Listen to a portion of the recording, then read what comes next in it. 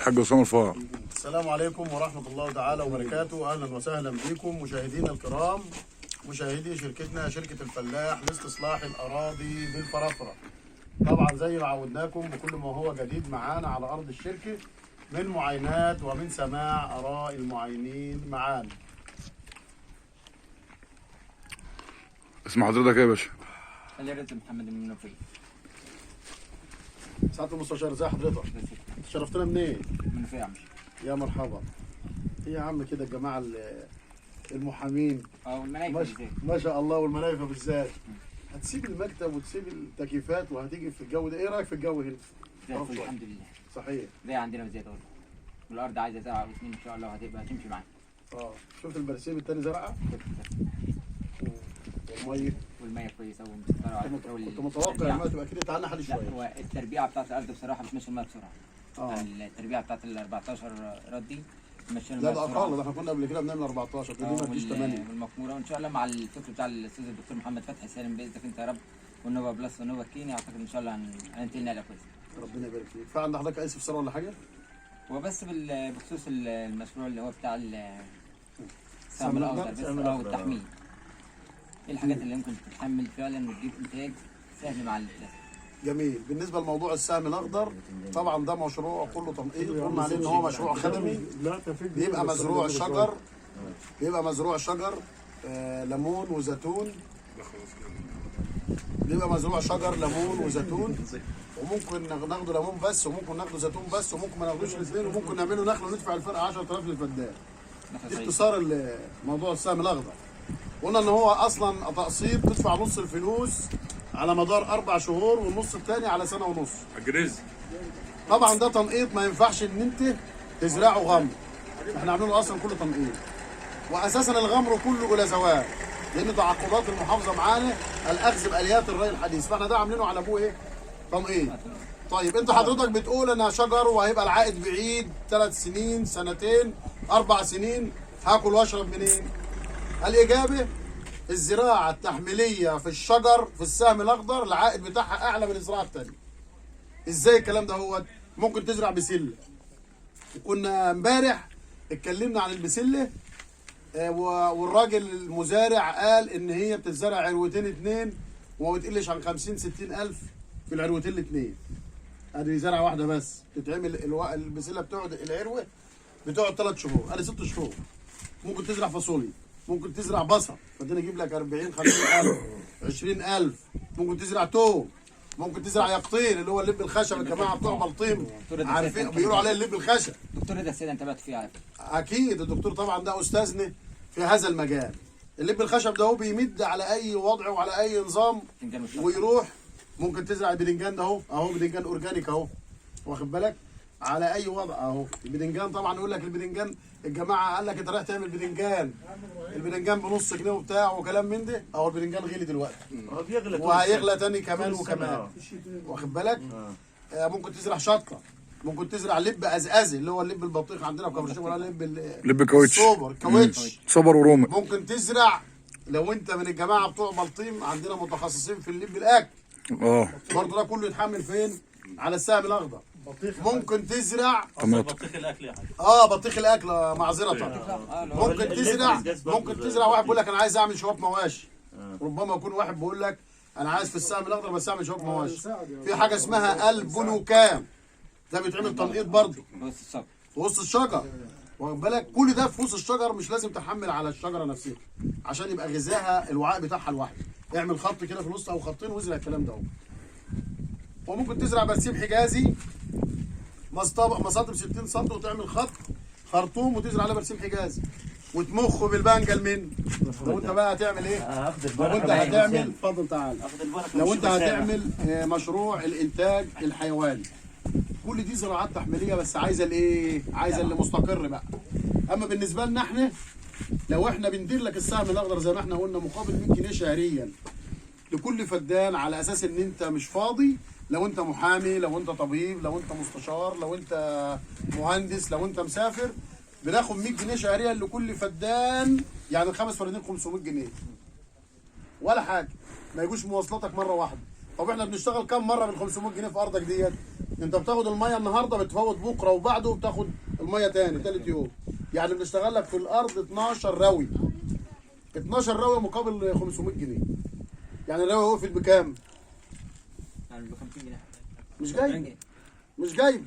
بنروي لك 12 على 100 بنروي لك الارض وبننظفها وبنكشف عليها عن طريق مهندسين متخصصين في هذا المجال.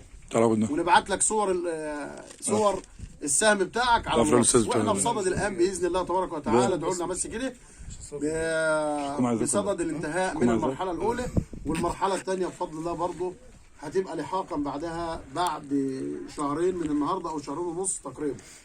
ده بالنسبه للسهم الاخضر. اذا الزراعات التحميليه تنفع، ولكن انت اللي تحمل. انا ما اقدرش اتحمل عناء التحميل. ما اقدرش اتحمل عناء التحميل نهائي. انا اتحمل عناء الروي والكشف عليه فقط عن طريق مهندسين متخصصين. طيب شيخ اسامه، السهم الاخضر لو محتاج تحصينات ومحتاج حاجات دي غير ال 100 جنيه. لا الدواء اللي بتشيله صح كده؟ ما احنا قلنا بالنسبه للسهم الاخضر احنا بنتحمل الروي فقط، اما التخصيب والتسبيخ للارض ده بقى على حسابك. بيبقى كام؟ من 1200 ل 1500. واحد بيقول لك انا عايز اتوصى شويه، معايا دكتور اداني روشته عايز انفذها في السهم بتاعي، بتبقى غاليه شويه عادي.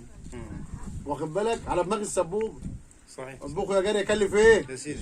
يبقى انت ابعت حد يا باشا يجيب التقسيم بتاعك ويحطه بنفسك عشان ما يبقاش عندك شكوك. صحيح. او تيجي انت بنفسك او توكل ربنا سبحانه وتعالى. ثم احنا بس هات لنا الايه؟ الحاجه بتاعتك. تمام. يبقى اذا الرعايه علينا، ولكن التخصيب على مين؟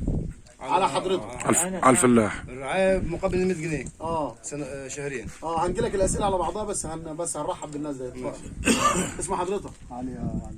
من ايه؟ من الشرقية. احسن. انت جاي مع الاستاذ؟ عندنا حته من الشرقيه حاج علي. عندنا حته من الشرقيه. الصالحية. ايه رايك في الجو هنا؟ الجو 100 زي العسل. عندك اي اراء، اي استفسارات، اي انتقادات؟ والله زي العسل، الجو 100 زي العسل. بس احنا جايين انا وهو بالنسبه للسهم الاخضر. قرب شويه عشان الصوت هيبقى بعيد. لا الصوت بالنسبه لي بعلي الصوت. الصوت لا الصوت هيبقى حلو. الصوت هيبقى حلو. مش هو ولا حاجه هنا الجو حلو. انا طيب ماشي. لو حد زعق في الفيديو انت براحتك. لا زعق. انا ماليش دعوه يا جماعه، اللي هتقول الصوت واطي ماليش فين يا برند؟ احنا هنا يعتبر قاعدين في الدلتا حدانا. اتفضل حضرتك. ولا ايه؟ ايوه احنا قاعدين والله. احلى قاعده في الدنيا. يعتبر احنا قاعدين كده في الصالحيه زي ما بقول. بالنسبه احنا جايين للسهم الاخضر. جميل. خد بالك انك انت مريح اكتر. حلو. جميل. يعني بالنسبه لزراعه الليمون الشجر والشجر دي بتشيل عن الواحد لسه جاي، فالواحد بخاف من الايه؟ من المخاطره. زراعه الغله والبرسيم والكلام ده. لا هي الارض تزرع سبع حلو. تزرع شجر حلو وبتزرع زراعات ثانيه برضه شجر حلوه كويس. ولكن احنا المحاصيل لا المحاصيل بتزرع محاصيل حلوه برضه، عشان بس نقول كلام كل حاجه في محلها. ولكن احنا بتقول لي حدانا يا شيخ انا هشام. احنا بنقول الافضل ان انا اعمل 2 في 1. اعمل زرعه ذات عائد اقتصادي عالي وبعيد على المدى، لان انت ربما انت حضرتك اترعرعت وملعب سباق في وسط الاراضي عارف يعني ايه ارض. ابنك طلع مش عارف يعني ايه ارض. فبالنسبه للزراعات التقليديه او الزراعات العاديه اللي هي بعيده عن الشجر والنخل والحاجات ديت بتبقى زراعات موسميه. طب النهارده انت ماشي في الارض لسه فاصل زرع، الارض فاضيه، قد يكون شكلها وحش. طب دي السنه اللي فاتت في الشتاء كانت جنه خضراء كلها، فاهمني؟ يبقى الارض بترجع تاني تحس ان هي صحراء في فصل الزرع يا حاج. زي عندنا كده. فاحنا بنتكلم لو انت زارع شجر بيبقى الارض دايما يانعه. واحنا داخلين فوق الرز. وبعدين انت بيبقى ابنك واخد بالك هيطلع يلاقي الارض ذات عائد جنين. عندنا يقول لك جنونه الدمرداش. واخد بالك؟ ايوه بنقول هذا الكلام ده انتوا اهل المنطقه. طلعنا يقول لك جنونه الدمرداش تمشي قبالها كلها شجر دايما فاخر. دايما خضره. الله ينور عليك. دايما خضره. عايزين ايه؟ عايزين نعيد هذا النظام وهذا الكيان. يبقى عندك جنينه وتزرع في قلبها اي حاجه، ابنك بقى يطلع يحافظ على الارض دي، ليه؟ لان هي ذات عائد اقتصادي ثابت وعلى المدى البعيد على طول استمراريه. فده الليمون النهارده ما يجوش اقل من 50,000. فاهمني؟ فدان الزيتون كذلك. شغال صفر. النخل النهارده ما يجيبش اقل من 80,000 في الصعيد، ما بنتكلمش في المجدول ولا البرحي. يبقى انا هسيب الحاجه اما تجيب 80 و50 صافي و70 وتوصل ل 150,000. لما يبقى الليمون بسعر الفسيخ الفدان بيجيب 150 و 170,000. ايوه الليمون وصل 120 جنيه و100 جنيه و90 جنيه. الله ينور عليك. فاحنا بنتكلم في الدراسه لما يكون الليمون بينباع ب 10 جنيه وب 5 جنيه بيجيب 50,000. الزراعه التقليديه يوم ما يضربها الدم زي ما بيقولوا ما بتصفيش ازيد من 7 ل 10000 جنيه. عرفت ان انا من بقول لك الفدان. سعر اخضر حلو عشان كده. ما انا بقول لك بس احنا بنغير الناس بالراحه. احنا جايبين ناس اللي زي واحد على حالاتي شوقه. طول عمره بيمخ بالغمر البرسيم من على وش الحش ويحط للبهايم، واخد على انه يزرع برسيم وغلة. ويعمل فاهمني. انما احنا بنغيره. تعالى والبرسيم بس هنا برضه يا حاج وسام، البرسيم هنا مشروع حلو مش وحش. البرسيم حلو بس لما تكون هتعمل انتاج حيواني. اه البرسيم مشروع 10 والانتاج الحيواني ما شاء الله. انتاج حيواني فقط. انا يعني البرسيم الحجازي نسبة بروتين من 12 ل 18. البرسيم الحجازي بيقعد في الارض 5 سنين. الفدان بنحش في السنه كام حش؟ 8 حشات. من 9 ل 10 حشات لو انت مخصبه بنقطه. مخصبه كويس بالك اه. لو انت عندك انتاج حيواني بيقف عليك ببلاش الانتاج الحيواني. نوفا بلس. ايه نوفا بلس ده يا شيخ؟ جميل. نوفا بلس احنا قلنا قبل كده كتير ان هو مخصب حيوي بكتيري. قلنا المخصب الحيوي دوت يعني حاجه ما فيهاش كيماويات خالص. هي من انتاج مجموعه من الاساتذه الكبار على راسهم الاستاذ الدكتور محمد فتحي سالم، وهو من استاذ الدراسه الحيويه والمخصبات الحيويه بجامعه السادات. هذا الرجل والمجموعه اللي معاه عملوا منتج فيه 14 نوع، قد يزيد الان، سمعت ان هم في حاجات زادت. 14 نوع مخصب حيوي وبكتيريا، كائنات حيه دقيقه. التربه دي كائن حي، التربه دي بتحس، واخد بالك، وذكر كذا نص في القران ان التربه دي كائن حي. يعني مش لما بينزل عليها الميه مش بتهتز وتربه، فيها نص قرآني انزلنا عليها الماء اهتزت وايه وربى فما بكت عليهم السماوات ايه والارض. يبقى الارض بتبكي عكسها الضحك. يبقى الارض دي بتحس. وعندنا في الفن هناك مثلا في بحر هناك يقول لك مثلا ايه ده الارض بتفرح باصحابها. ما هي بتحس. لانها بتفرح باصحابها ليه؟ لانها بتحس بتعرف صاحبها. بالظبط. هو الزرع اللي تروح لها كل يوم العصر شويه والصبح شويه زي اللي بتروح لها كل اسبوع مره. هكمل حضرتك. يبقى لما تلف على ريشه الارض بتفرح بيك زي ما بيقولوا، زي ما كانوا بيقولوا ايه اجدادنا. يبقى ده بديل للكيماوي اللي هو الازوت، اللي هو متعنصر في النترات واللوريا والحاجات دي. اللوريا دي اكتر حاجه بتدمر التربه بالذات للزراعات البكتيريه، يعني الزراعات اللي فيها عقد بكتيريه اللي هي العقديه، زي البرسيم، زي الفاصوليا، زي البسله، زي العدس، زي لوبيا، اي حاجه تشدها كده الجدر بتاعها فيه بلابيس كده، كلاكيع كلاكيع كلاكيع كده، اسمها عقد بكتيريه. دي بقى لما تحط لها المخصب بتاع الدكتور محمد فتحي سالم ده، انسى الكلام، هيديك 4 اضعاف الانتاج. البرسيم البلدي بيطول لحد 170 سم. يعني لو انت عندك بتعمل للبهايم فدان هتعمل 6 قراريط. الجماعه اللي عاملين عندهم مزارع مواشي بيقول لك اما اجر عشان اوسع عشان البهايم. لا، انت ازرع الفدان بتاعك وما تاجرش، وهات بحق الايجار نوفا بلس ونسبه سباغ. فاهمني؟ المخصبات الحيويه هي الغذاء الدائم للنبات. يعني ايه الغذاء؟ بعد اذنك قطع كلامك يا ريس، النوفا بلس دوت ما يحتاجش بقى تاني كيماوي زي نترات او لوريا؟ ما تحطش كيماوي خالص، بس لازم هو بيشتغل مع نسبه سباغ. تمام. لازم تحطه مع نسبه سمات بلدي. تمام. وبعدين هو بيغنيك مكان الكيماوي. الكيماوي ده شحنه، لو حطيت الكيماوي للارض، الارض تستفيد منه، تقوم جاي عامل الشحنه في ثواني ومستفيد. تلاقي الزرع جه مزريق نبه واحده كده، هاجم كده مره واحده، وشويه تلاقيه بيحل تاني لو انت ما اديتوش في ميعاده. المخصبات الحيويه لا. طب كده شركات الكيماوي لان المخصبات الحيويه هي مصنع دائم للنبات، لان هي بكتيريا وخليه بتولد خليه وخليه بتولد خليه وبيتكاثر. احب من على شركات الكيماوي لا حيويه. لا مش هتزعل منك ليه؟ تزعل منك كده على لا هو الدوله بديك دي ودي، انت براحتك. انت حر في قرارك. هو الكيماوي مكفي اصلا عشان تزعل. الدول المتقدمه مش شغالين غير بكده، ولما احنا نصدر حاجه لو لقوا فيها اسمده بيرجعوها تاني. واخد بالك؟ ما زلنا احنا الان شغالين بموضوع الايه؟ بموضوع الكيماوي، واتنحينا عن الاثاره بتاعتنا واساسنا اللي هو موضوع تسبيخ الايه؟ تسبيخ الارض. دلوقتي الناس بلطوا المرافق وبلطوا الزرايب، وبقى عامل لك كده على السريبه بميل، وعامل لك قنايه تحت كده، وعاملها بسيراميك عشان ما تبوظش الجدار، وعامل لك ماسوره 4 بوصه مقطعه على المصرف اللي بين الارض وبعض. فين يا عم السباق؟ مربوطين كده يطلعهم وشكرا، ويسيب الفراخ ينقروا فوقهم وما عادش بينزل الارض حاجه. يبقى النهارده الارض ضاعت في بحر منين؟ ضاعت في بحر من التركه دي، ان هو ما عادش بيسبخ الارض. وزمان كان يقول لك ايه؟ كان يقول ابويا الله يرحمه كان يقول لك ايه؟ اخرط الزريبه وحطها جنب الايه؟ اخرج الزريبه حطها جنب الجدار من بره مش تسمس، لا يقول لك تحطها تقطع للسنه الجايه، والشيل بتاع السنه اللي فاتت نزله السنه دي. انا كنت مفكره بيتعبني، كنت بيشغلنا بالحق ولا نشغله بالباطل ولا ايه؟ فطلع الموضوع هو برضه عنده حق. قال لك السباخ لما بيتحلل بيموت منه الحشائش، السباخ لما يتحلل بيقضي على النماتوده وعلى الامراض اللي موجوده. السباخ لما يتحلل بيبقى خلاص بقى عامل زي الكلوكوز كده، بيسخن بياكل الحاجات اللي الفعاله بتاعته.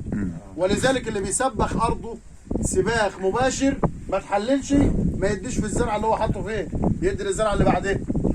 بيقول لك ده بعمل في اللي بعدين. بقول لك ده بيعمل في اللي بعديه. طب ما يا عم طب ما تكمره زي ما احنا شغالين حسب البحث. الاهتمام بالبحث العلمي مهم جدا طبعا. واخد بالك الدكتور محمد فتحي سالم قال لك اوعى تسبخ الارض ما تعمل الكلام اللي احنا بنقوله ده. ايه هو الكلام؟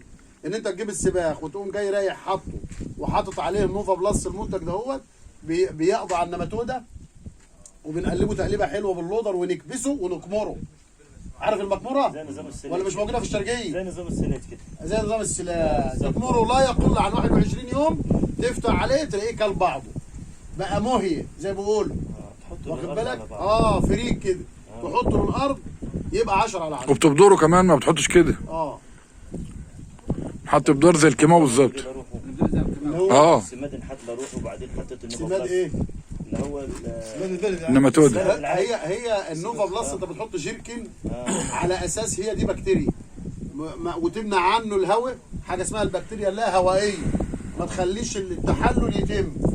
فلما تحط نوفا بلس وتمنع البكتيريا اللا هوائيه بالمشمع، نوفا بلس يتخلل ياكل يتغذى على الحاجه الضاره ويقتل لك بقى المناماتوده والحشائش والحاجات دي. انا جبت بحساب النوفا بلس بتحط للارض على طول للزراعه على طول. لا انت حطه مع السباخ جيركن، ده مرحله، ومع الزراعه تحط. اي واحد عنده برسيم لو بيزرع فدان برسيم من غير نوفا بلس وزرع 6 قراريط بنوفا بلس هيحلوا له محل فدان البرسيم. يعني 3 جراكن نوفا بلس يوفروا لك فدان الا ربع سعره في البلد النهارده مليون جنيه.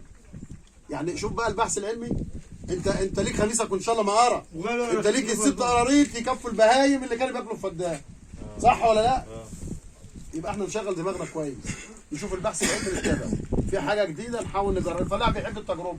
طب احنا جربنا يا عم، انت مش مصدقنا جرب. لو عندك فدان جرب 6 قراريط، ال6 قراريط لو ما جابوش ازيد من الفدان الا ربع اللي انت سايبه يبقى تعال حاسب معايا. والله انا عندي 6 جارات في البلد هناك. نزل لهم مقطورتين سباخ وحط لهم نوفا بلس وما تحطش حاجه تاني. اللي ما جابوش ازيد من فدان برسيم عند جارك تعال حاسب معايا.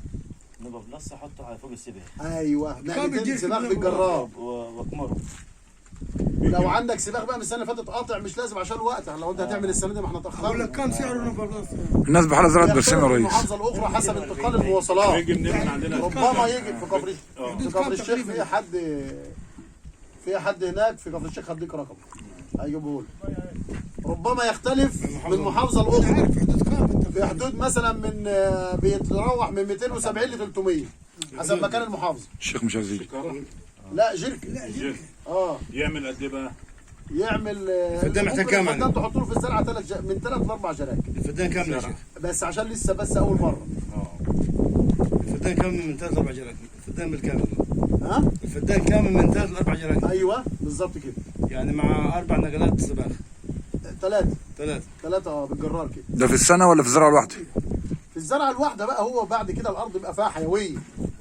ربما بقى الارض تلاقيها يا ناعه معاك ومزنهره بالظبط على طول. وبعدين هو النوفا بلس دوت هو مقوي عام للمناعه، ودي نقطه مهمه جدا. سبب مرض اي حاجه ضعف المناعه. لو ما تبقى المناعه قويه ما يتخللش لها اي مرض. يمنع الحشرات. بتيجي الحشرات عليه كده يبقى فيها زي ذبذبه كده تخلي الحشرات تمشي. ما جربناه بصراحه على كذا حاجه، وانا خصيصا جربته قبل ما اعرف الدكتور محمد فتحي خالص معرفه شخصيه. شرفت طبعا بمعرفته والقائي فيه 3 4 مرات. لقيته حاجه فوق الوصف. بيعمل انتاج النخل بقى. عمل عندي بالنسبه للنخل، احيا الله عز وجل النخله بعد موتها خالص بفضل الله ثم بفضل هذا المنتج. كانت نخله جايه واخواتها هي اخواتها يكبروا وهي تنكش لحد ما ماتت خالص. اشيلها ارميها. فغلبت فيها علاج، فكلمت الدكتور محمد قلت له عندي نخله كذا كذا ما عادش فيها حاجه ناشفه خضره خالص كلها نشفه. قال لي خالص. قال لي طب بص لي بالعين المجرده في قلب القلب، يعني بص كده بالراحه لو لقيت حاجه خضره جايه من بعيد. هو عايز يقول لي لو في اي انسجه نبته يعني. عايز يقول لي لو في انسجه في القلب، في القلب بتاعها نسيجين 3. ما هو الانسجه دي ايه؟ ما هو بيجيب القلب ياخد منه حته كده ويتعامل عليه. لو في انسجه سيبها لله. قلت له في خضار بعيد قوي. قال لي بس حطيت لها نوفا بلس وفعلت شويه المنتج ودعمته شويه، ما شاء الله خضرت تاني وبدات تجدد وترمي جذور وبدات ايه؟ تبدا تشتغل. ادي نخله واحده كنت جايبها ب 1850 جنيه كانت راحت. نوفا بلس ايه يعني؟ خدت 3 لتر. واخد بالك؟ 3 لتر لو عندنا هنا عشان مواصلات الجيركن ب 300 جنيه 300 جنيه على 20 يبقى اللتر بكام؟ اللتر ب 20 15 ب 15 3 لتر يعني 55 جنيه 45 جنيه 45 جنيه. يمكن 20. احيا الله النخله ب 45 جنيه بسبب منتج ايه؟ نوفا بلس. نفس ده ان هو لجميع الزراعه. لجميع الزراعات. مش الشجر واي حاجه. هو مخصب حيوي عام لاي زرعه ومقوي عام للمناعه. فاهمني؟ الجماعه اللي بيشتكوا لاي مرض في اي زرعه، لطعه ما لطعاش، يا حشرات ما حشرات، كل ده يقضي عليه ان شاء الله نوفا بلس. يحاول يسيطر ايه؟ حجنا منورنا والله. الله يخليك. انت هنا بقالك 3-4 ايام ان شاء الله. وجيت كده سلمت عليا وخلصت مني. خد يا ابراهيم اخر عليك. جيت تاني. يا حاج اسامه والله اديني كده عصاره الفرافره كده وعصاره العمل هنا. انا والله العظيم يا حاج اسامه بما يرضي الله. تعالى هنا حتى خليه زي ما هو. لا انا عايزك تقرب انت شويه عشان الصوت بس. الصوت شغال يا باشا. لا تعالى بس قرب شويه هنا. الحاج محمد صوته كويس. الحاج محمد عاشور صوته كويس. انا حقيقي يعني بقالي 3-4 ايام بلف هنا. انا بسم الله ما شاء الله البلد ديت والتربه ديت والارض ديت ما شفتش جمال زيه. انا رحت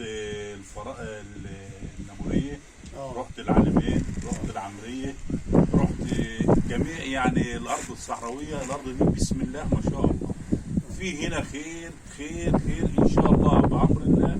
بس الناس يعني ايه مستبعده، بقول لك المشوار بس اللي هيجي هنا هيقعد هيستقر هنا عشان يشوف حاله ويشوف شغله. وبعدين هنا بسم الله ما شاء الله الارض بتعتبر هنا مش بفلوس.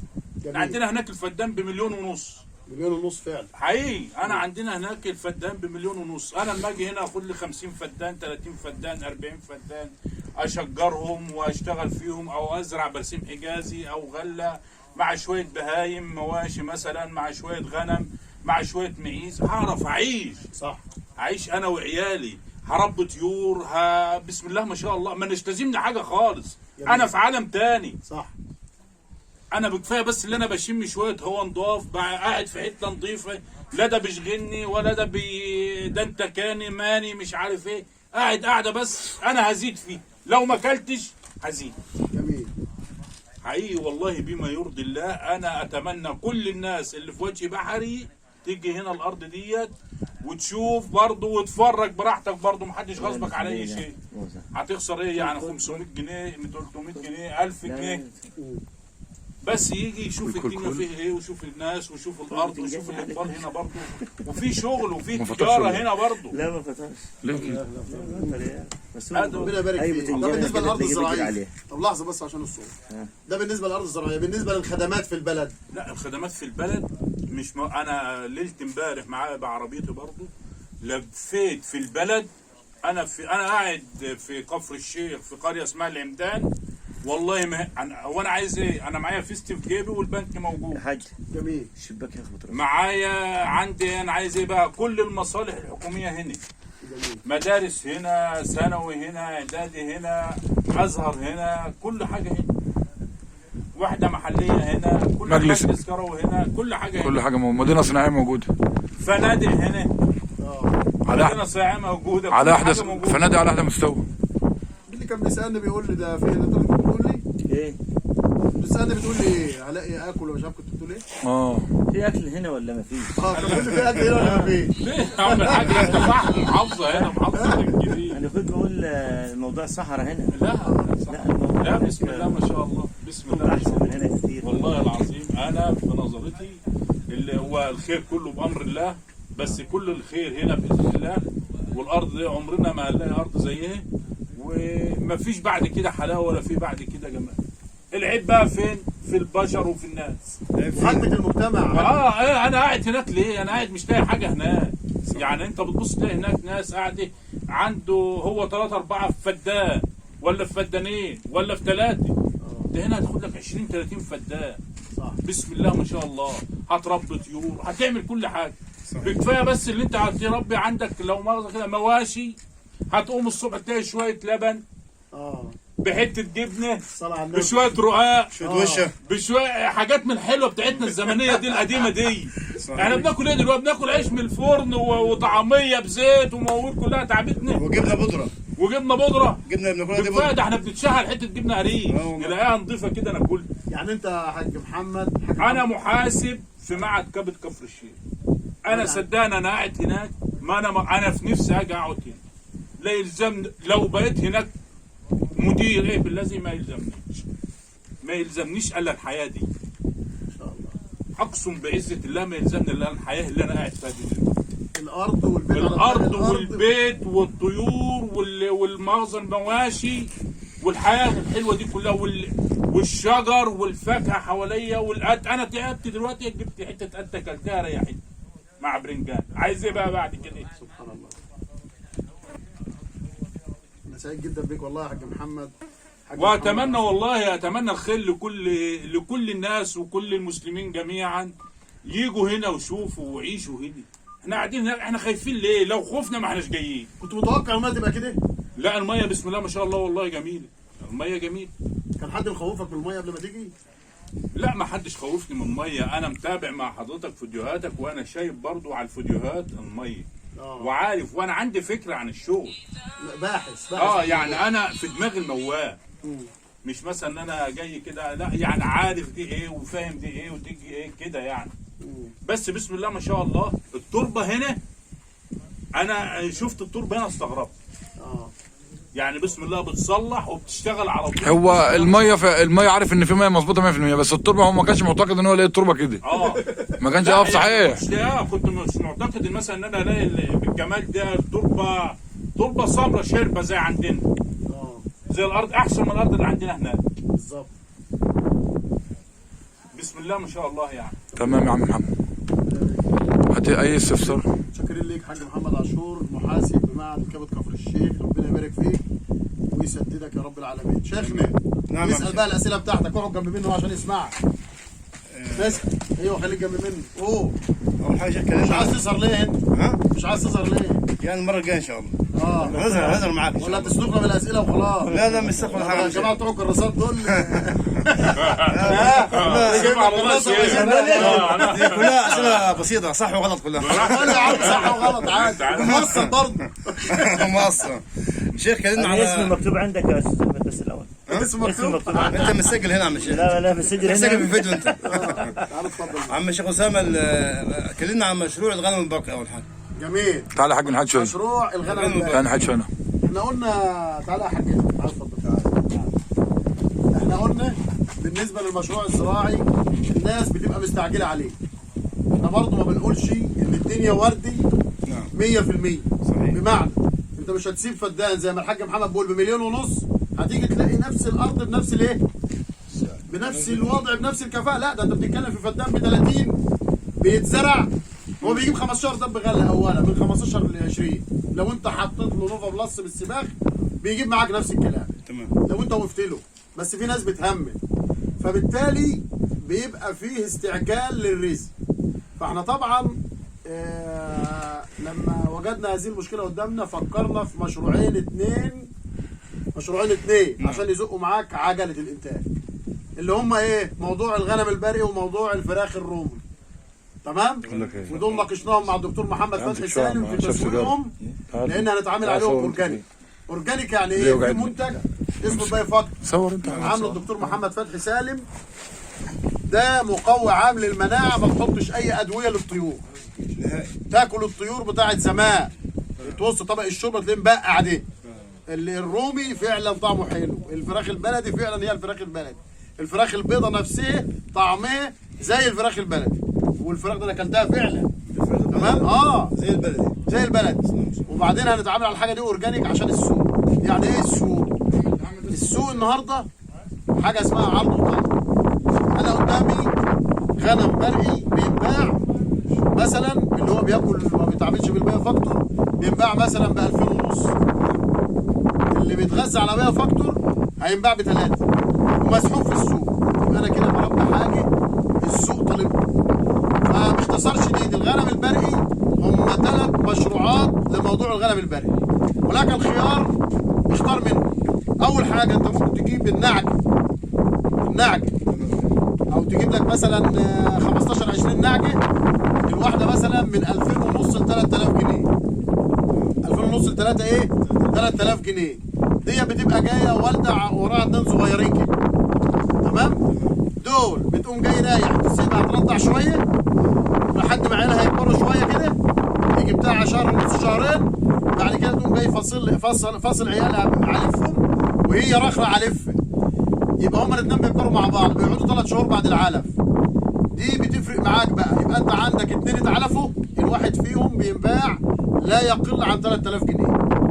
هو بقى واقف عليك بكام؟ واقف عليك لما انت فصلته من امه واقف عليك ب 1000 ونص، وكلب 600 يبقى 2100.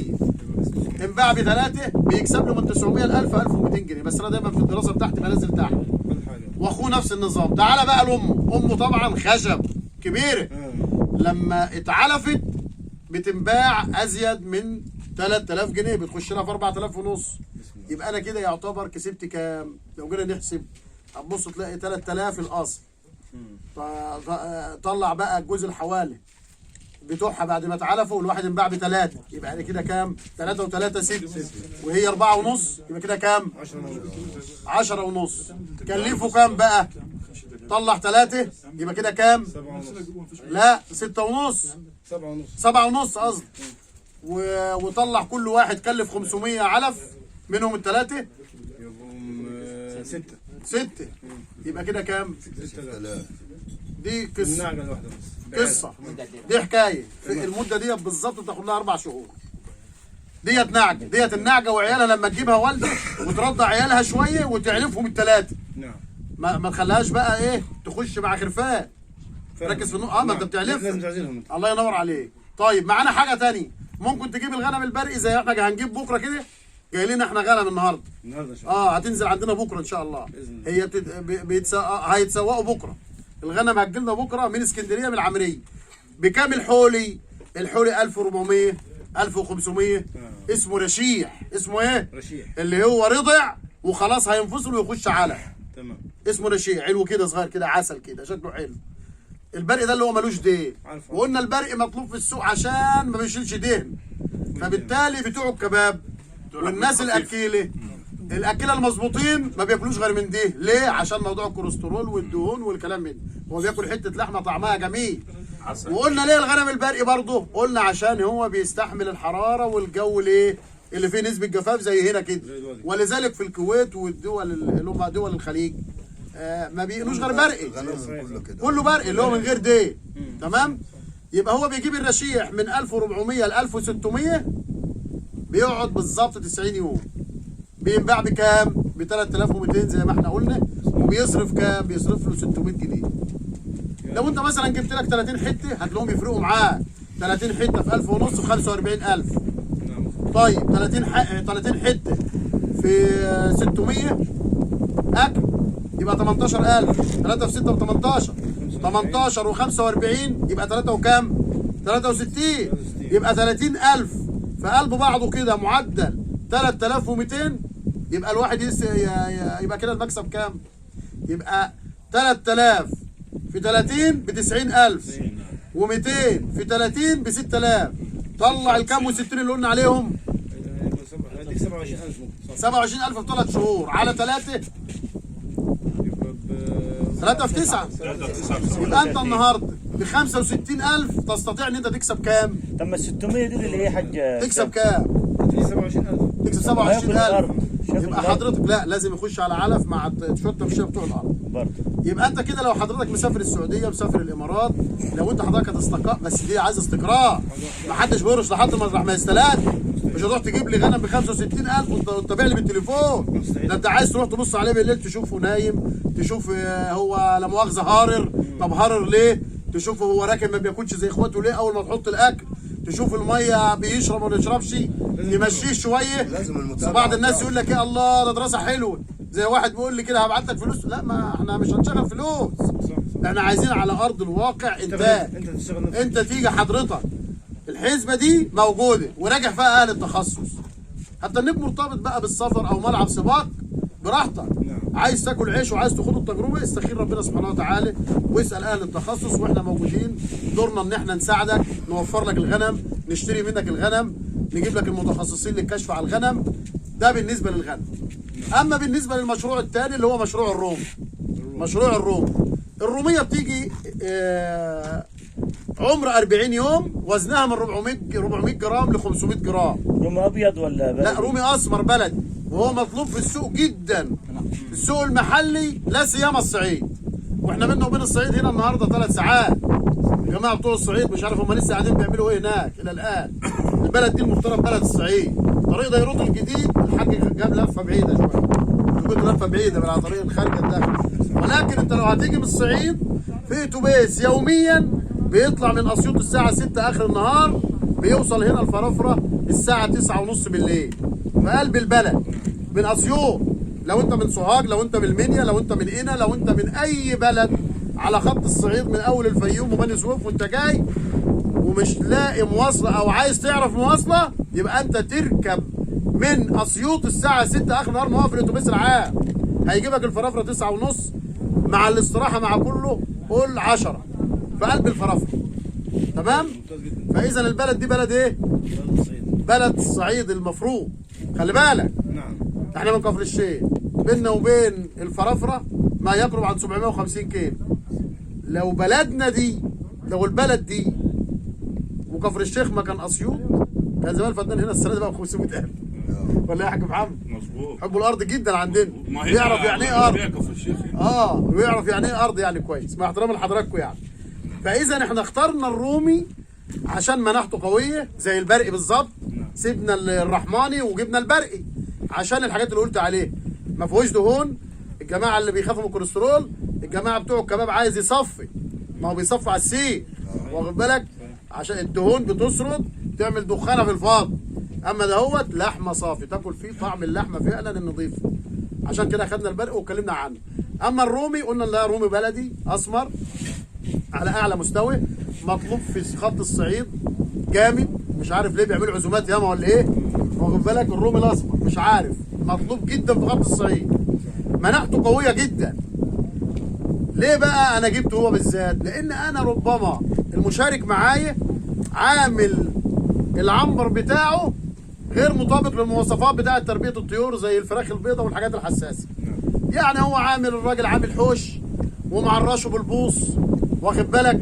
وشغله يعني ايه، يمشي حوش للرومي ويمشي للغنم ويمشي للبهايم ويمشي لكل حاجه، فمش مهيأ زي الشغل بتاعنا بتاع الفراخ البيضاء. فالرومي بيستحمل اي حاجه. بنجيبه عمره 40 يوم من 450 ل 500 جرام او من 400 جرام ل 500 جرام. بيقعد عندنا بالظبط 90 يوم. الروميه سعرها 30 جنيه على ما تاكل وتشبع وتطلع 7 كيلو، من 6 ل 7 كيلو بتكلف بالورقه والقلم 100 جنيه، بتنباع ب 200 جنيه. يبقى كسبة كام؟ كسبة 100. كسبة 100 جنيه. هنجيب للمشارك معانا اذا حب 250 روميه، يكسبوا معاه كام؟ 25,000 جنيه على 3 شهور. يبقى كده الشهر بكام؟ 8,000 جنيه وجنبه الارض. يبقى هو لو هو معاه مراته هتراعي الطيور وهو شغال في الارض 3 شهور هيجي له انتاج. يبقى هو دوره الرومي حتى انها ماشيه برضه. المشروع كده بيكلف كام قلنا؟ 250 روميه في لا في 100 25,000 جنيه. مكسب 100% يعني. الله ينور عليك. شيخ لو حاسس دور جنبي عادي، لو عندي مثلا فراخ بلدي جنبي ازلها لا انت بقى عايزين بقى نتخصص بقى. عايزين نتخصص عشان نسب العلف لان الفراخ العاديه دي بتنكش وتوقف، فاهمني؟ كل حاجه لها فصيل معين وانسجه وجينات معينه متعفرت كده، ولكن ده مشروع بالورقه والقلم زي ما احنا قلنا. تستطيع انك تعمل المشروع ده، بس برضه عايز ايه؟ عايز قاعده وواحد يكون موجود. احنا بنجيب لك الرومي واحنا اللي بنشتريه منك ان شاء الله باذن الله تبارك وتعالى، عارفين المنافذ بدون برضه ما نسمسر عليك زي ما بيقول. احنا عايزين بس العمليه تمشي والناس تنجح بس. في مشاريع تانية بقى زي الفراخ الساسو والفراخ البلدي والفراخ البيضة، هذه المشاريع بصدد انشائها ولكن مش دلوقتي، مرحله تانية على ما الناس تدوق حنطه الايه المشاريع ديت. وهنبدا ننزل برقي من بكره باذن الله. بكره جاي لنا احنا اول نقله، وهيبقى تباعا كل اسبوع جاي لنا نقله من 50 ل 60 من 50 ل 60 خروف، وسوقهم موجود بفضل الله تبارك وتعالى. ده يا شيخ حسام عشان نتاج الارض بيتاخر على المدى البعيد شويه، فانت عايز تمشي هو هو الاشكال هو قاعد في البلد واخد بالك، الجماعه مراقبينه. انت رحت انت عملت، امال انت شكلك عامل كده ليه؟ امال انت متبهدل كده ليه؟ ايوه اسمع اللي بقول لك عليه. هو قاعد يا عم، هو قاعد بص على القياس واخد بالك، بيرص في الحجر ويخمش في الحجر بالقلحه وشغال بمزاج واخد بالك، شغل دماغه بيه. طب يا عم طب ما تسيبه على ما يقف على رجليه ويبدا يعيد كيانه واحده واحده. لا قلت يسيبه يقف على رجليه مستحيل، لازم يكسر رجليك الاول على طول. يكسر؟ والله. طب احنا بما يرضي الله اديك بالمعاينات. انت حضرتك منين الاول؟ من سوهاج. من اي حته من سوهاج؟ احسن ناس. اول مره تيجي المنطقه. ايه رايك في المنطقه دي؟ والله بسم الله ما شاء الله تمام. يعني لو جيت قعدت هنا وبنيت وقعدت زي الناس دي هتاكل عيش؟ ان شاء الله. وجهه نظرك انت؟ ايوه ان شاء الله. من غير ما تسال حد ولا تاخد حد على جنب من الناس القديمه. انا عموما انا جيت من دماغي كده، هو صحيت من النوم جيت لاجي على طول. والله ما قلت لحد. والله ما قلت. والله ما قلت الا العيال عندي. متابع. انا متابعك من سنه. ما شاء الله. انت كنت مسافر ولا من داخل مصر؟ لا انا كنت مسافر. ما شاء الله. السعوديه. انا متابعك من في السعوديه. بس يا شيخ اسامه انا معايا عيالي هنا اهو. وقف عنا حاجه. لو عايز يجي هنا اهو، عيالي هيستحملوا العيش هنا اهو. خلي بالك يا شيخ اسامه. قول. عيالي هيستحملوا العيش هنا اهو. صلى على رسول الله. ولا تجلهم في الجري. اليات التثبيت ايه في المكان؟ ان انت يبقى معاك حاجه واخد بالك، ارضك زي ما انت شايف كده منتجه وبتزرع قدام. تاني حاجه يبقى الجماعه يبقى فيها حاجه شغلاهم، فاحنا جبنا لهم المواضيع دي واخد بالك، في حاجه ايه؟ شغلاهم. ما تبقاش قاعده فاضي. لا هتقول لك طب ما اكلم امي، انت عامله ايه يا بنتي؟ والله انت وحشتيني، والله انت وحشتيني يا اما، وعايزه تنزل وامها عايزه تيجي، واجي ازاي؟ ولما تيجي امها بقى واخد بالك وتيجي تزهق شويه ولا بتاع في المواصلات، ده كانت عيشه واللي عايشينها وشوره واللي شر. فاحنا يعني التثبيت الواحده عندها حته الفرخه ديت احسن من عيل من العيال، او زي عيل من العيال. هات لها مشروع من دي وازرع انت ارضك وتشغل فيه وان شاء الله هتبقى تمام. طيب انا عندي يعني عيالي بنات ما شاء الله كبار تبارك الله. كليات يعني وكده؟ لا لسه في الاعداد، من اولى ابتدائي لحد ثالثه اعدادي. جميل 5 بنات. جميل. صلي على رسول الله. العيش هنا صلي على رسول الله. انت هتبني على دماغ ارضك وتقعد. زي ما انت شايف احنا عملنا انشاء مجتمعات عمرانيه جديده زي ما الدوله بتقول بالظبط. الجماعه اللي بيبنوا والمباني الهدد. ايوه واخد بالك، انشاء مجتمعات عمرانيه جديده على دماغ الارض. طيب هيروحوا المدارس ويجوا ازاي في ال6 كيلو؟ هيروحوا ازاي؟ في معانا عربيه كل يوم هتزمر من عند الجامع، تاخد البنات او الصبيان او اللي رايحين المدارس توديهم القريه، والساعه 12:30 تبقى واقفه عند المستشفى تجيبهم تاني. ده بالنسبه لعربيتنا. في كام عربيه بقى اتوجدت في المشروع بتاعنا المرحله الاولى والثانيه دلوقتي؟ الى الان 4 عربيات. ما شاء الله. ناس معاهم عربيات في قلب المكان. كده بقى المشروع بتاعنا مشروع خدمي ذاتي. يعني هو خدم نفسه بالظبط. علاوه على ان شاء الله احنا بصدد ان احنا جاي لنا معاينه كده من المحافظه، والسيد المحافظ يعني احتمال كبير هيشرفنا هنا مع لجنه من الوزاره عشان موضوع تطوير الري ويتفقدوا مشاريعنا. هنطالب بمدرسه في قلب المكان، لان بعد مننا قريه اهيت 350 متر، واحنا عملنا زي قريتين في المشروعين. هنا هو في يجي 20 بيت، والمشروع الثاني بدا ينبني فيه يجي 5 6 بيوت، وفي خلال شهر هيكملوا 20 بيت. هيبقى احنا كده لما نعمل المعاينه ان شاء الله نامل وبفضل الله كده يقف معانا باذن الله، ربنا يقف معانا، ثم فضل حضراتكم تسندوا معانا كده سنده، ونبقى نعمل حياه في المكان باذن الله. ربنا يبارك فيه. حجنا ايه رايك في البلد؟ صحيح. انت من حته من سوهاج؟ من حته المليانه مسكين احسن ناس ولا من رضع عينيه ولا من نجع ابو ستيت ولا من الساحل الشيخ اسامه عارفه انت ربنا عم الحاج والله.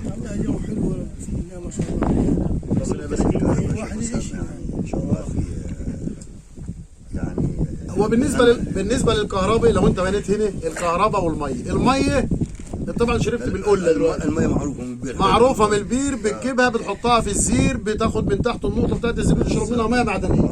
بالنسبه للكهرباء بتجيب طاقه شمسيه مؤقتا. قلنا الطاقه الشمسيه لو انت اناره بس 14,000، لو انت هتشغل غساله او ثلاجه هتخش في 20,000.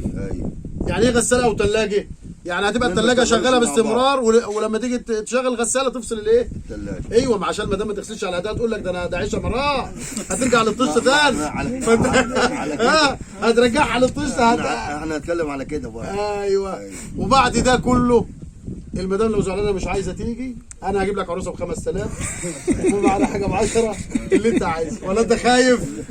بعديها يا شيخ خاف اهو مش مره يا حاج محمد. لا ما يقدرش بقول لك بعديها اهو بعد الجواز. لا هيك محمد ما ينفعش دي شهاده عليك اهي ان انت ايه، ربنا يصلح حالك ساعه المستشار. انا سعيد جدا بيك والله. في طبعا الموضوع مشروع السهم الاخضر خدمي لموضوع الناس اللي مش فاضيه. في رساله تقدمها لزمايلك ولا حاجه؟ على الكلام اللي حضرتك قلت كنا نتكلم عليه مع مشروع السهم الاخضر. ما انا كنت جاي على الزراعه التقليديه يعني. لا السهم الاخضر اقول لك السهم الاخضر برضه من ضمن فوائده ان هو تقسيط، من ضمن فوائده ان احنا بنديله لو انت حابين. من ضمن فوائده ان انت مطابق لقرارات المحافظه، الاخذ باليات الري الحديث. كل الغمر ده يا جماعه عشان ما نقولش كلام معسول، الجماعه اللي بيجوا بحر بيقول لك يا عم انا عايز ارض ايه غمر وازرع زي ما لا يا عم، ده في زراعات احسن من غمر. يحشوا بقى تمام. استاذ تقول حاجه؟ تقول رايك؟ روح له هناك. رايك في البلد والوضع عام؟ صراحه ما فيش بعد كده يعني صراحه. بلد بسم الله ما شاء الله، مدينه ومدينه ثانيه يعني بسم الله ما شاء الله. يعني مش عارف اقول لك ايه بالنسبه يعني للحول اللي هو اللي حضرتك بتقول عليه الغنم وكده. ده مشروع افضل كتير. انت دارس الموضوع ده ولا ايه؟ درسه جدا بفضل الله. البري؟ لا والله. لا والله بفضل الله. وكمان لما بيجي له مواسم ازيد، مواسم مع اللحم، معلش اللحم دلوقتي ممكن يعمل له بتاع 50 55 في الموسم، بيزيد معاك ل 60 و70 و75. برضه بالنسبه للرومي والحاجات ديت بتبقى برضه زي المواسم، لها مواسم برضه. اخواتنا المسيحيين لما بيصوموا بيفطروا على الحاجات ديت. جميل. ماشي. بتدينا برضه ايه ناتج اعلى، بتدينا فرصه اللي هي مثلا مكسب والربح اعلى. جميل. ماشي. يعني مثلا دلوقتي مثلا وليكن يعني كيلو عامل 30 لحم لحم صافي. ماشي. في المواسم ديت بتيجي مثلا من 1 ومن شهر 12 ماشي، هم بيفطروا في 1 و2 و3 برضه بيزيد معاك 10 جنيه و15 جنيه اللحم بالنسبه لي يعني بالنسبه لي. يا عم انت سيبني يا عم اتكلم في وجود حضرتك يعني شكلك كده انت دارس الموضوع يعني. الله يخليك يا باشمهندس. بالنسبه برضه حضرتك لما قلت للبط ومش كده ليه يسرح في البركه او كده، البط ده برضه بيجي معاك يعني البطايه مثلا الجوز يعمل مثلا 30 جنيه او 35 جنيه. الجوز يعمل 30 او 35 جنيه. جميل. ماشي. بيجي كيلو او كيلو الا ربع. البط المولر والبط المسكوفي ماشي. الاثنين عندك بركه زي كده حضرتك بتقول عليها، هياكل وهيشرب ومش هتصرف عليه جنيه. هو ابوه الميه هياكل وهيشرب حضرتك مش هتصرف عليه جنيه خالص. جميل. ماشي. طب هيزيد معايا قد ايه؟ بيزيد معايا من 5 كيلو، يزيد معايا من 5 كيلو ل 7 كيلو ل 8 كيلو. هتقولي لا ده انت كده لا مؤاخذه معلش بتخرف. لا انا بخرفش، انا بقول لحضرتك ان ده ان انا بسيبه لعمر مثلا اللي هو اللي بيجي 15 يوم او 20 يوم. ماشي. واجي بعد كده اروح نقله على العلف. جميل. معايا حضرتك؟ جميل. يقعد معايا 30 يوم او 35 يوم بطلعه. البطايه معايا كيلو الا ربع والكيلو ديت بتزيد معايا في ال 30 يوم دولت من 5 كيلو ل 7 كيلو. من 5 كيلو ل 7 كيلو ما شاء الله. وال 8 كيلو ما شاء الله. ماشي. بيوصل معاك بقى اللي انت ب 25 جنيه الجزء او ال 30 جنيه اللي حضرتك جايبه ماشي سعره بيزيد معاك. الكيلو بقى معاك الواحد يقف معاك ب 30 جنيه و 35 جنيه. وقت ما هترميه خالص يقف معاك ب 30 جنيه. في المواسم بيوصل معاك ل 40 و 45 جنيه. ما شاء الله. فده وجهه نظري اللي انا جربتها فعلا في البلد، بس جربتها على حاجات صغيره، اوض صغيره كده كنت بجرب فيها. طموحاتك ايه هنا؟ انت لفيت وشفت المكان. لا، طموحاتك ايه لو جيت معانا هنا ان شاء الله؟ والله انا بتمنى اجي مع حضرتك هنا في المكان والله وانفذ مشروعي ده هو؟ من الزمن اللي انا بحلم بيه، سواء كان الحولي الغنم يعني ماشي. باذن الله وان شاء الله يبقى مكان زي كده، هيبقى معايا زريبه مثلا للغنم، مرعى للغنم لوحديه، وفي قلبيها برضو الرومي اللي انا هقدر اخده، وفي مكانها اللي هو البط. 3 مكاسب في مكسب واحد. ما شاء الله عليك. حضرتك بتكسب 3 مكاسب في مكسب واحد. لو بتكسب في كل مكسب حضرتك زي ما بتقول مثلا بالميت خالص اللي هو ال 50,000، انت تكسب من هنا 50 على من هنا 10 مثلا على من هنا 15، او من هنا 50 على هنا 20 على هنا 10. يعني انت بدل ما بتقول بكسب في 50,000 بس، لا انا اقدر اكسب 50 ماشي، وجنبيها 20 ادي 70,000 و10,000 مثلا بتاع البط مكسب صافي ماشي، يبقى انا كسبت 80,000 جنيه خلاف زرعه اللي انا مشغلها. ما شاء الله عليك. وخلاف المحصول اللي انا اقدر اشتغل عليه. سيبك بقى معلش مع احترامي ليك، النخل والكلام ده كله برضه هيجيب لي ربح زياده. ده اصل ثابت. ده اصل ثابت. هقدر انفذ ان انا اسدد مثلا ما عليا مثلا للحكومه، اسدد نفسي لحضرتك، اسدد نفسي مثلا لو هجيب غساله، هجيب ثلاجه، اعمل طاقه شمسيه، يبقى انا بوفر لنفسي في خلال السنه او السنتين اللي انا هقعدهم هنا، انا وفرت لنفسي الماليه دي كلها ان انا اقدر استقر. ما شاء الله. انت حضرتك من ايه؟ حضرتي من الجيزه. من الجيزه. من الجيزه. ما شاء الله. الله ما شاء يخليك. الله. الله يخليك يا شيخ. ببقى سعيد جدا لما يبقى حد منشأه اصلا من المدن ويبدا يجي يشارك معانا على ارض الواقع. على الاقل خالص يبقى هو صدود للجماعه اللي هم بيهاجموا هجمه المجتمع اللي بيقولوا عليه الجماعه اللي قاعدين يخمشوا في الحاجه. لا مش لا ممكن تسيبها على طبيعتها، والافضل انك تعمل لها مشمه. الافضل انك تعمل لها مشمه، ولكن ممكن تسيبها على طبيعتها. بس طول ما معاك مشمع في الارضيه وفي الجوانب. هو بيجي مشمع على بعضه كده في الارضيه وفي الجوانب، بيبقى جاي كده من تحت لفوق. وتمسكها كده وتحط عليها شطره من فوق كده. في عندك اسئله يا شيخ؟ لا، الاسئله اللي انت جاوبت عليها القديمه. اسئله ثانيه في الفيديو ولا مفيش داعي؟ لا قول عادي، احنا ما احنا هنقول اللي يرضي ربنا واجرنا على الله. سريعا بس عشان الصلاه بس. خلاص ماشي. انت قلت لي الارض تزرع فيها اي حاجه، مالناش علاقه بالنخيل بس يعني. صح كده يا شيخ؟ يعني هي حتى لو مبادره النخيل نزرع اي حاجه. بس النخيل برضه انت بتقول شيء اساسي وطيب يعني. النخيل ده اصل اساسي لاي حد المفروض يزرعه ان امكن يعني. تمام. احنا هيبقى داخل ثابت ده يا شيخ. ادينا نبذه عن البير وكم عمقه والغطس كم قوته والطاقه. هو بالنسبه للسهم الاخضر احنا بنعمل الغاطس 125 على 100 كيلو كهرباء. 100 كيلو كهرباء على 200 فدان تنقيط. تمام. ده بالنسبه للسهم الاخضر. بالنسبه للزراعات التقليديه احنا بنعمل البير دلوقتي، وبرضه بعد كده يبقى تنقيط بعد كده عشان قرارات المحافظه. على 120 125 على غاطس 75. تمام. على 75 كيلو كهرباء. قلنا الارض كلها مطوره، الارض بالبير بالطاقه الشمسيه بالمواسير بالمحابس بالسكك بالمصارف، معموله ليزر ترابيع، الميه مفتوحه زي ما انت شفت كده. نعم. واخد بالك كل 8 قراريط كل 10 قراريط ايه؟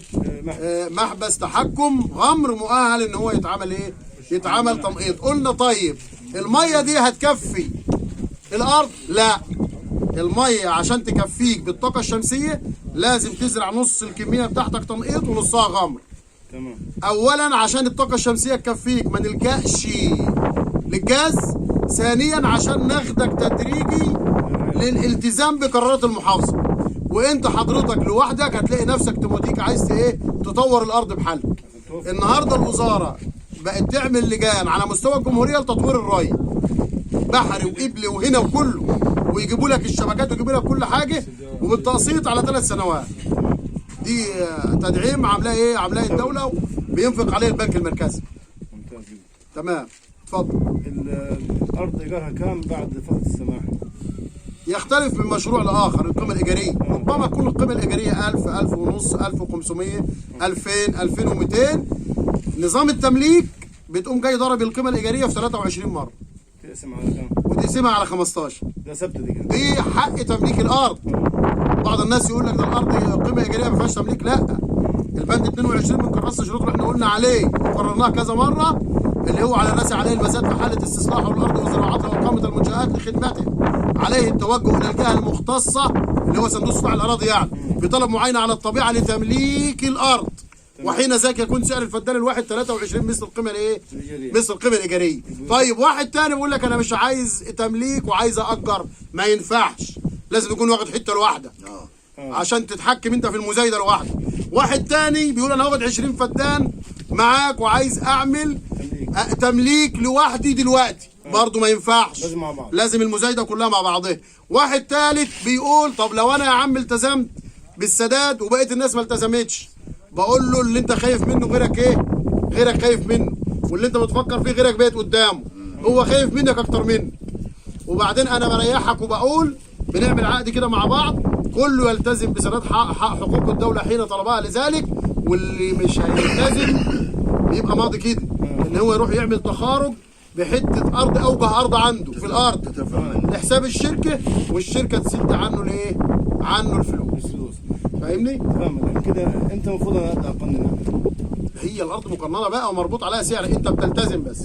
يعني امتى تبدا التزامي؟ موضوع التمليك بيبقى مثلا بعد 3 سنين، يعني 4 سنين بالظبط تبدا تلتزم، تكون اللجنه جات لك ويكون احنا زرعنا المشروع زي كده زي ما جم، خلاص كده المشروع ده تم. بعد 4 سنين بيسيبوك 4 سنين، بيسيبوك 4 سنين عشان تبدا في موضوع التمليك. ال4 سنين مش بدفع حاجه خالص، لا ايجار ولا 5%. هم بيسيبوك في دول على اساس ان انت تعمل البيت، تعمل الطاقه، تصلح الارض وتخليها يانعه زي كده.